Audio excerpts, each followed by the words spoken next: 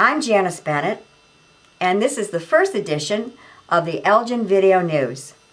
On January 27th, at the Cascade Manor, the first annual Eleanor Roosevelt dinner was held. The dinner was hosted by the Elgin Township Democrats. Quick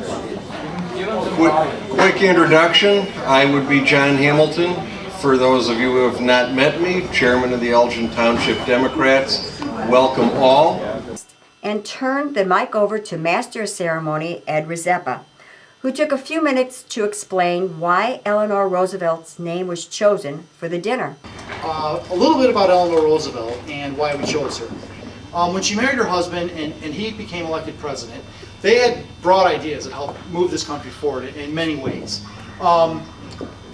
She's generally regarded as the most powerful First Lady in history. I mean, you can argue about Abigail Adams and Mrs. Clinton herself and so many other people, but she had a real impact in developing some of the things that had moved forward for the last 50 years.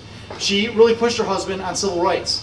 And at the time, in his broad coalition, people don't realize that the New Deal that they formed was between labor unions and cities, it was between big city machine politicians, it was between rural farmers, it was between rural Southerners, and in this broad coalition, he was trying to make a lot of people happy. And civil rights back in the 40s, he could have pushed a lot harder on a lot of things and didn't. But one thing that impetus, she really pushed him to make concessions and to make inroads that helped propel the movement 20 years later.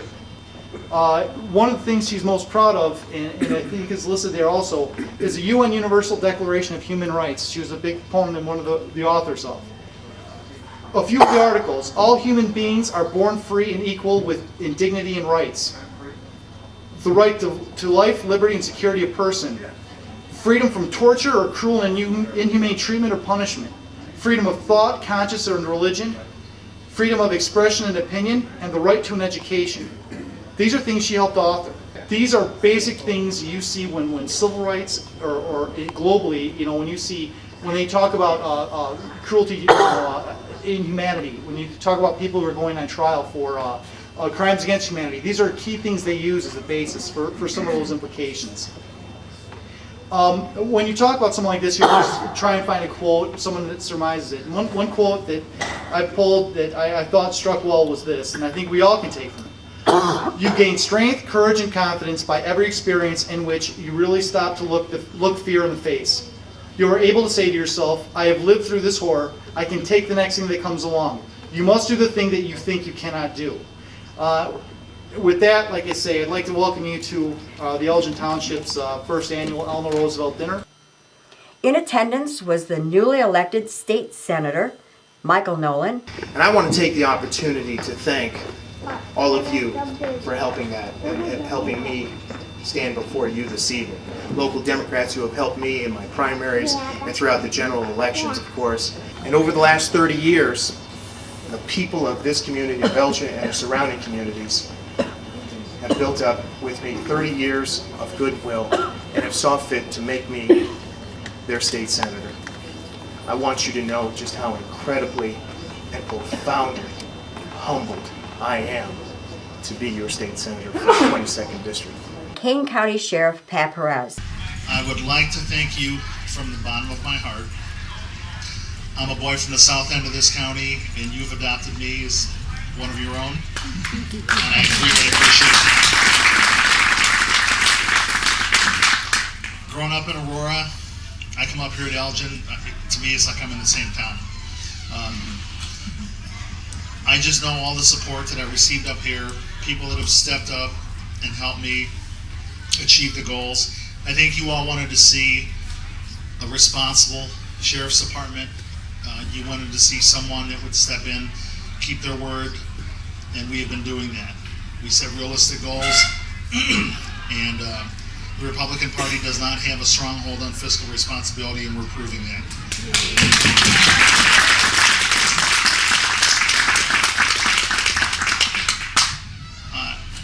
I'd especially like to thank Mark Gately.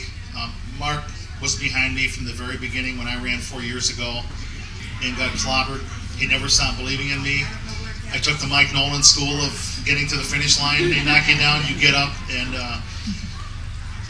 people can only take your dignity if you allow them to. And this has been a wonderful journey. I've met many wonderful people along the way. So I'd just like to close by saying that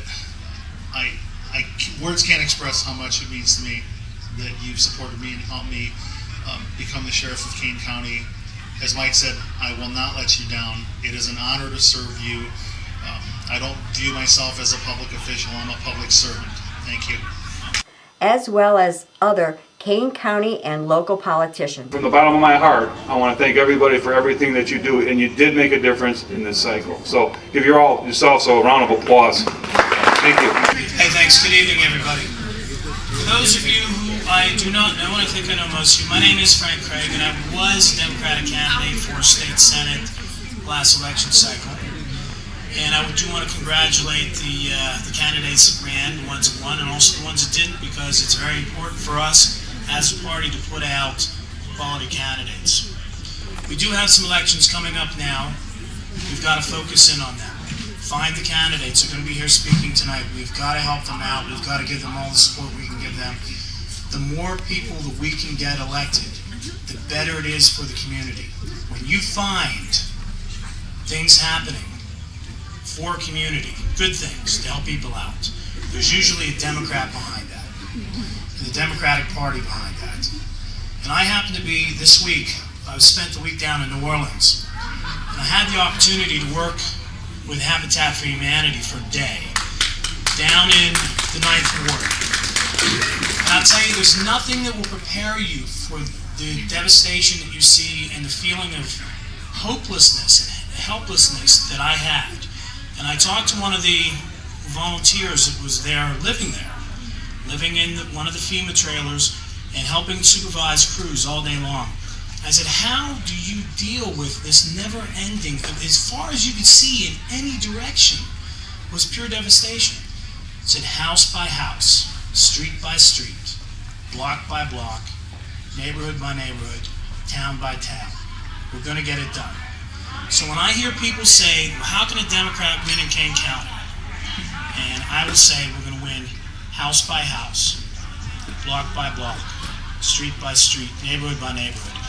Mike Nolan knows how to do it. Pat Perez knows how to do it. We know how to do it. We are going to be successful. We have got the candidates here. I want you to support them. Thank you very much.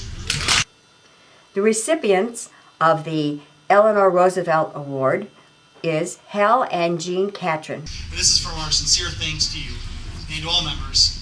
We present you with the first annual, you and Jean that is, I'm sorry, thank you for getting here, the Eleanor Roosevelt Award for your volunteer service. Thank you, Hal and Jean. Thank you.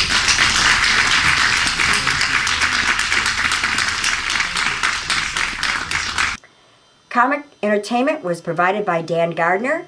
Just because you're poor, though, doesn't mean that you don't take care of other people and share.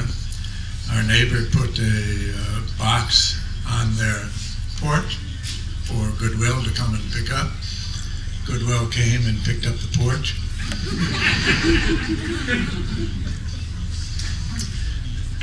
Of course, not everybody in Bay City is poor. One of our neighbors put a carpet in their bathroom, and they liked it so well they ran it all the way into the house.